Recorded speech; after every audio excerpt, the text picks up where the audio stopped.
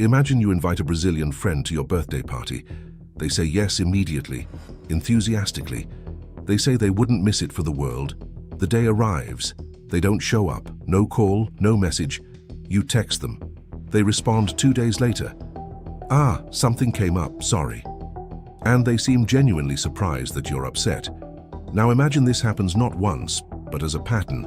In friendships, in business, in politics, in everyday life. An entire country of 215 million people who say yes to everything. They mean it approximately half the time. They agree to deadlines they know they won't meet.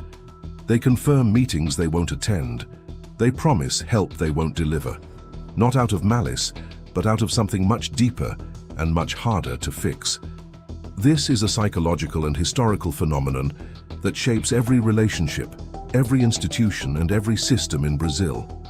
If you've ever lived in Brazil or worked with Brazilians, you've felt this.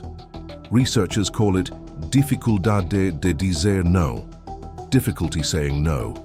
The employee who agrees to a deadline knowing it's impossible, because saying "I can't do this in time" feels like admitting failure. Brazilians have a phrase for this: dar jeitinho, finding a way around it later. The yes is real when it's said.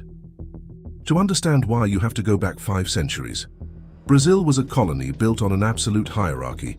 For 300 years, saying no to someone above you was not impolite. It was dangerous. It could get you punished, expelled, or killed. Anthropologists call it high-power distance culture, where inequality is accepted as normal and people manage upward through agreement. Brazilians say no all the time, just not to everyone. The powerful say no to the powerless constantly, and that's considered normal. Saying no to someone with more status is what becomes psychologically unbearable.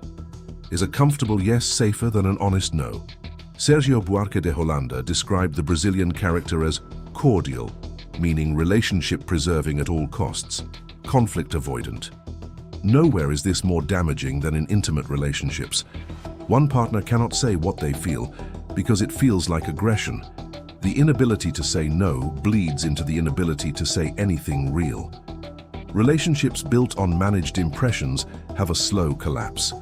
The same dynamic breaks organizations. A project with an impossible scope gets approved because nobody wanted to be the one to say no. At the political level, it's complicity.